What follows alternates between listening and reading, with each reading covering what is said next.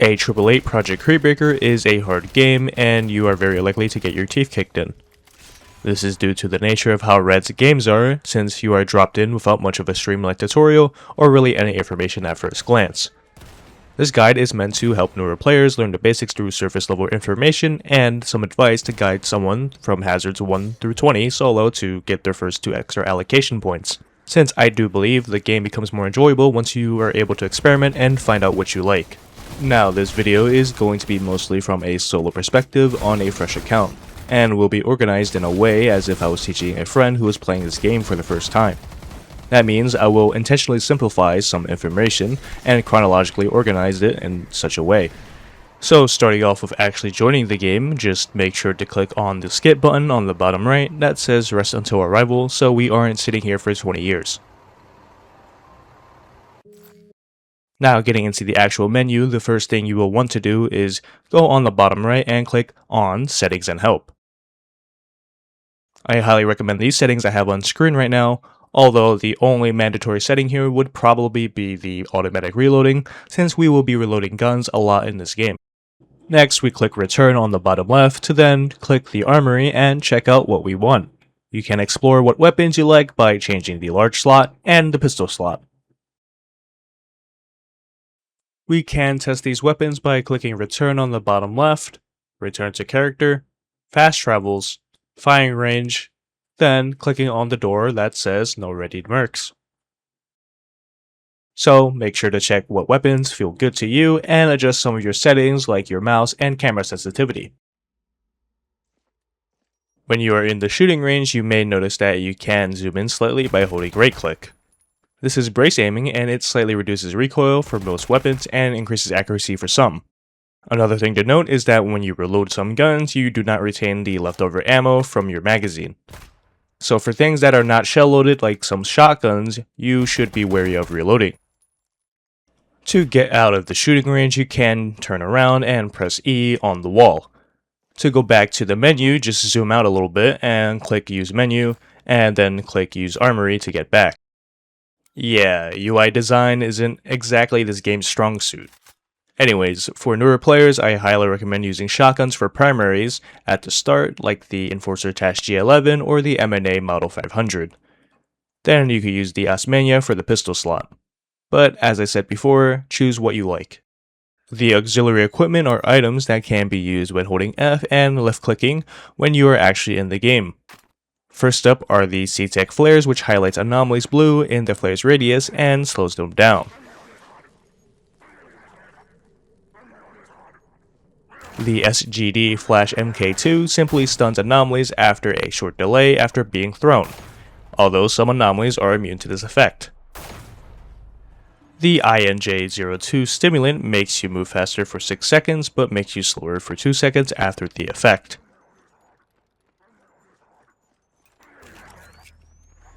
The FL Stagnate Serum allows you to be invisible to Anomalies for 3 seconds, with a 9-second cooldown before each use. Then there is the MTI Stim MK2, which allows us to heal 75 HP when used.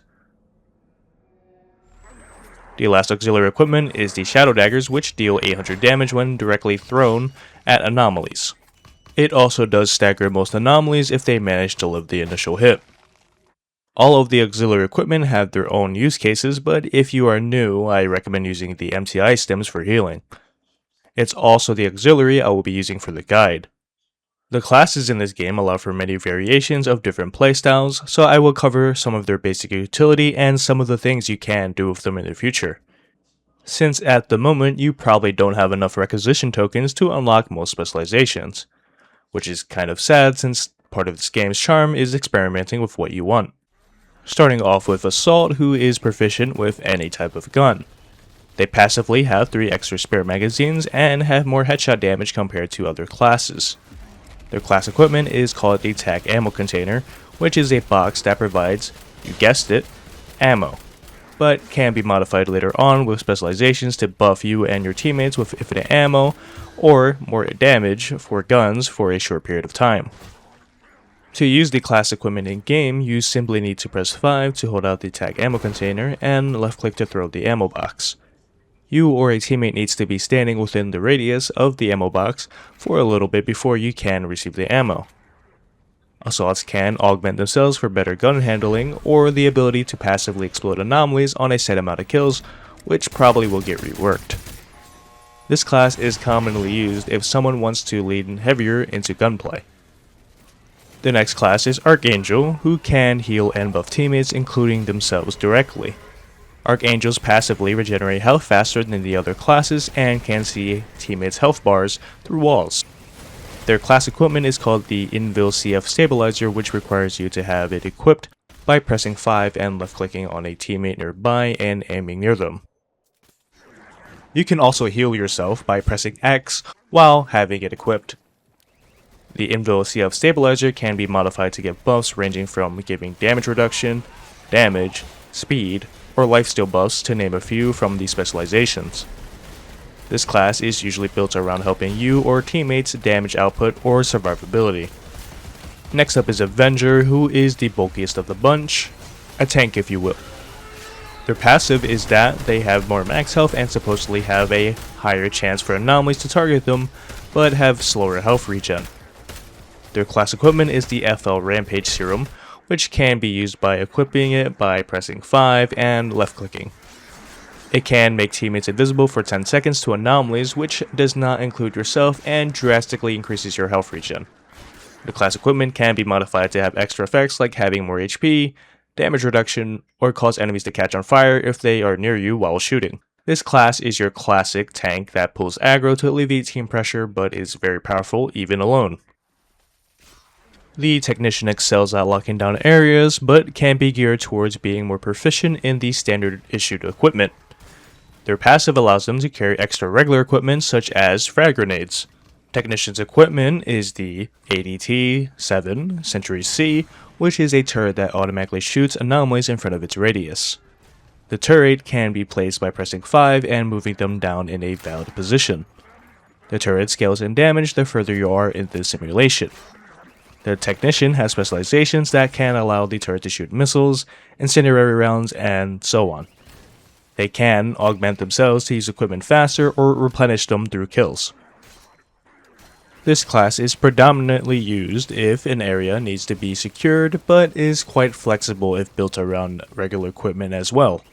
The Visionary is one of the newer classes added to Project Creedbreaker, and they essentially shoot flares that slow and highlight anomalies.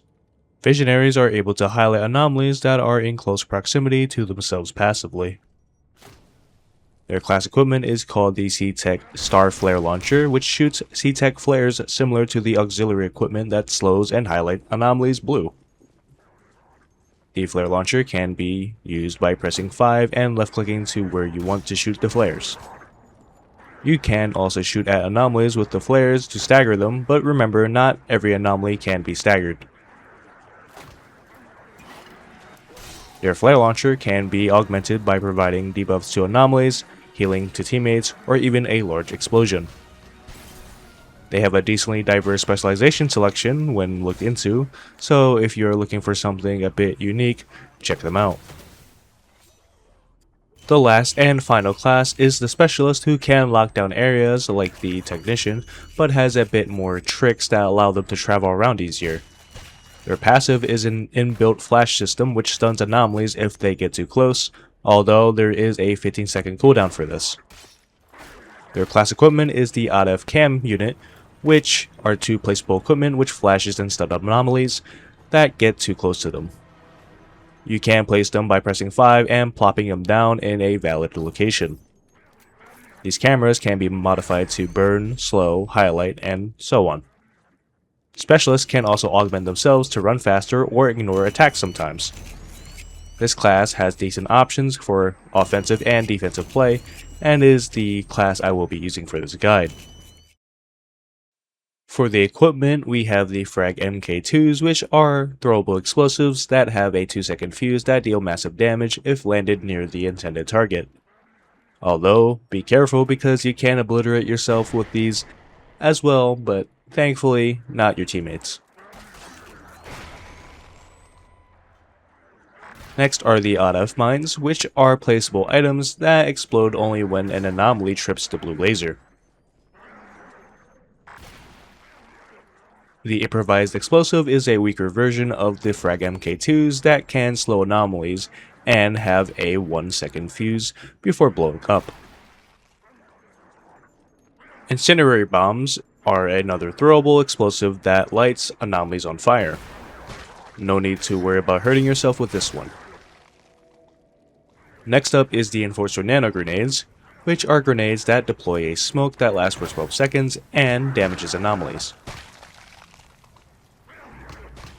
The Invo Combat Stims simply increase our reload speed and our recoil control when used. And apparently it increases our movement speed by a little bit, but let's not get too into that one.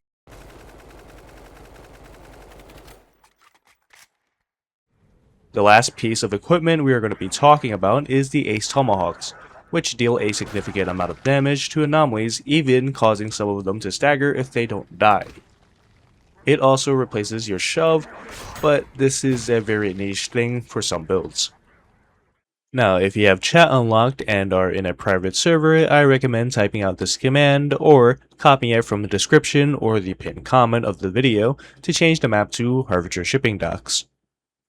If you can't do that, that's fine, just keep in mind some maps are objectively more difficult than others. That being said, just return to the main menu and check the box next to Ready for Operation.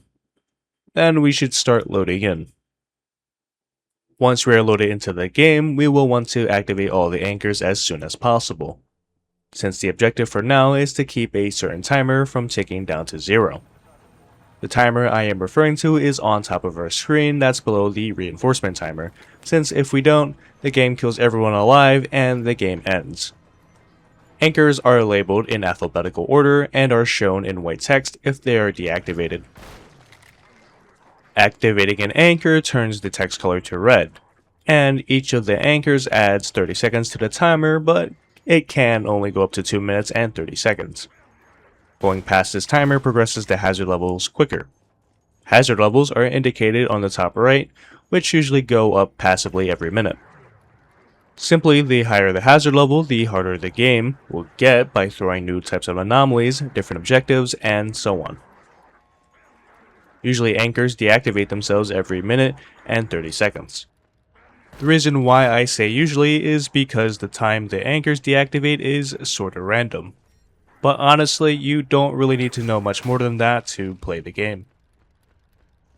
When going from anchor to anchor, it is not a bad idea to press Q to bash anomalies to stun them if they get too close. If we time it right, when they hit us, we take no damage for the most part and hear this noise.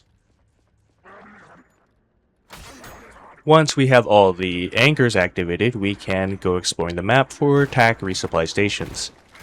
They are indicated by a red bullet icon if you are close to them.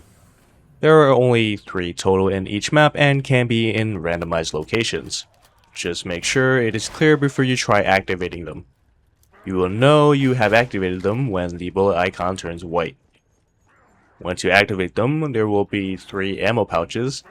They each refill all of your missing class equipment, regular equipment, and ammo. The amount of uses are indicated by the number of ammo pouches in the resupply station. Although, don't worry, they do replenish themselves every 10 hazards. But do keep in mind other teammates may need them as well. Once we activate all of the TAC resupply stations, we can decide to keep going in this run. In that case, skip to the shop section in the video. If you are completely new to the game, I highly recommend you reset to end the run so we can go back to the main menu to start looking into skills, since we most likely got enough experience to gain 1 standing rank. Standing ranks are basically your level as in any other game, and each time you gain a standing rank you receive 1 requisition token, which can be used for class specializations, skills, or cosmetics. Although for a player who just started this game, I highly advise investing immediately into a skill. Once we are in the lobby again, we can go back to check out skills, more specifically the Contractor skills, which basically packages many skills into 1 requisition token for newer players. All of them have their own use cases, so feel free to experiment to see what you enjoy here. But since we are solo and don't have any specializations for our classes, the one I would recommend is the Merc Veteran Agent skill. It is basically an all-rounder that incorporates offense, defense, and utility. It's a good reference point to see what you really want to build in the future. When you finish picking the skill you want, we can ready, back up, and head back into the game. The premise remains the same as before: run the anchors as quickly as possible, and activate the attack resupply stations. Once we reach this point again, check how many credits we have at the bottom left, denoted by a symbol containing the letter C. You get credits from things like assisting in killing anomalies, activating anchors, or living every 10 hazards. The magical number we need here is 150 for the cheapest melee weapon, because for some reason we don't spawn with a melee weapon. If you have 150 credits, then head to the shop denoted by the shopping cart icon. If you are a class like Technician or Specialist, I highly recommend putting your class equipment close by so anomalies have less of a chance of hitting you while you are looking in the shop. If you are next to the shop, you just interact with it by pressing E. The shop is simply a place to buy different guns, melees, equipment, and ammo, so feel free to experiment on your own time. But usually the most important thing to buy is a melee weapon. The second most important thing is usually enemy plates, which I will come back to later. The melee weapon I recommend you to buy is the K2 Combat Blade, since it's probably the best cheap melee all around for the early game, since in this game, melee is a very core aspect to the gameplay. It is an extra offensive, defensive, and mobility layer in almost everything you do. So starting off with the basics of melee, when you have your melee out, you can press left click to perform a light attack. Hitting an anomaly usually stuns them if it doesn't kill them. Now, if you hold the right click to zoom and then left click, you will perform a heavy attack which will deal 2 times more damage than a light attack. Keep in mind, this does require stamina to use a heavy attack. Stamina is a very important thing since it is effectively a second health bar. If you have enough stamina, you are able to block attacks from most anomalies as long as you are somewhat facing their direction with your melee out. When you block anomalies' attacks, they will be stunned for a short period of time. If you happen to run out of stamina, you will start taking damage to your health and armor if applicable. Speaking of stamina, you can actually dash a short distance with your melee by holding a movement direction key like WASD and pressing space. Although, keep in mind, each dash requires stamina, but the speed allows you to go faster than most anomalies, even in higher hazards. And remember, you do get stamina back passively as long as you are holding your melee out, or as long as you are hitting or killing an anomaly. If you have like 30 credits lying around, then you should go buy an enemy plate. Enemy plates are equipment that appear in slot 0, which you have to equip. You will know that you have an enemy plate equipped when your health on the bottom left becomes a blue bar. Armor basically makes you take less damage when it is active. It gets depleted after you take any direct damage, so make sure to replace it when it's gone. Now for some general rules of thumb for melee. One of them being that you should have your melee out when you are traversing the map, since dashing is a good source of mobility, and the stamina being able to take damage instead of your health. Since your priorities should be activating anchors or getting into good spots to shoot things. Although you should not be using your melee for everything you see, you should probably pull out your gun when there's a lot of enemies or enemies that are significantly more dangerous. Knowing exactly what is dangerous or is too much to handle comes from experience. Let me just give you a brief introduction to some of the anomalies you may encounter and how to deal with them. Starting off with this dirtbag called the Thornwalker. Thornwalkers have a spiky, thorny appearance if you can spot them. They are a near hit scan enemy that applies a debuff that causes you to be unable to run for 8 seconds. The only real way to avoid this debuff is by holding out your melee and trying to block it, or killing a Thornwalker when it's outside the throwing range. The next enemy is the Blade Walker, appearing with a blade on one arm and a small shield on another. They punish players who rely too much on their melee if their build can't handle it. They take half the melee damage and can delete your stamina like it's nothing if you try them. I recommend killing these guys with guns as fast as possible before attempting to get anywhere close to them. But do keep in mind they do actually have a shield that they put up if they take damage, so shooting them in the legs is not a bad idea. The Ghost Walker is probably the most unfair of the bunch because they are invisible for the most part. Despite their slow nature, they are very likely to randomly backstab you for huge amounts of damage, or just stab you in the front, in general just to make you unable to heal. You can counter this by hearing their very iconic and trying to search for them with your brace aiming on your gun. Your gun's laser will turn red if you line up the laser to the ghost. Next is the Tox Walker, which has a distinct greenish appearance, and they throw gas once they are within a certain range. If you hear this noise, you should really pull out your melee and dash away from the gas. Obviously, killing them before they throw the gas is a good idea, but sometimes it's just hard to do that. The Rust Walker, whose appearance is that of a rusty metal thing, is a nuisance since their armor cannot be pierced by most guns. You can deal with Rust Walkers by staggering them by bashing, then shooting them on the exposed parts on their back. Or alternatively, you can shoot them on the top left or top right above their shoulders next to where their neck should be. Then the Night Walkers, whose appearance is that of one with a sword and cloth. These guys are extremely dangerous due to their ability to teleport and deal massive amounts of damage, nearly ending any player in just 2 swings. Their teleportability is indicated by a black smoke and a sound cue, but honestly, if they have teleported to you, you probably didn't hear it. The good news is that they teleport to the last place they saw you, so just simply move away from your original position and look back at the position to shoot at the knight when they finish teleporting. There are some other anomalies that I did not mention because I feel like the rest you will encounter at this point will be dealt with fairly easily, or show up in higher hazards outside the scope of this video. Once we reach hazard level 10, there is an intermission. An intermission is 60 seconds when anomalies stop spawning and the anchors don't need to be activated. You can think of it as a break of some sort. You can use this time to go to the shop or set up equipment. What I recommend newer players to do is replace their current melee with a different melee. The preferred melee weapon in this time of making this video is the Vagrant Blade, since it has a really good base stamina, stamina regen, and okay damage. You can definitely stick to the current melee, but you should test out other melees. Although my reasoning for the Vagrant Blade is because it's basically like having a massive second health bar. Unfortunately, you do have to sell your current melee.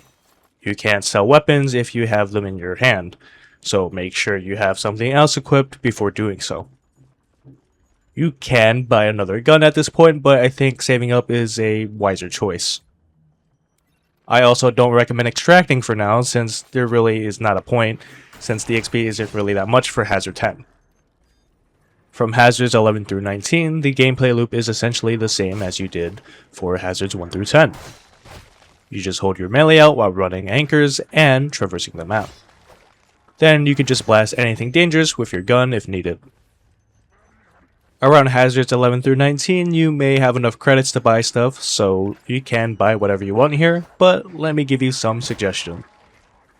Honestly, the weapon I would buy if I was starting out again would be the CBC 12mm, since the reload is extremely short and you can run a gun with it. The damage is also pretty good and is fairly versatile.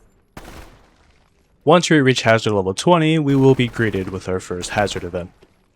We will be fighting a boss called Night Demon, who is monumentally harder than the one you fight in the original A-888.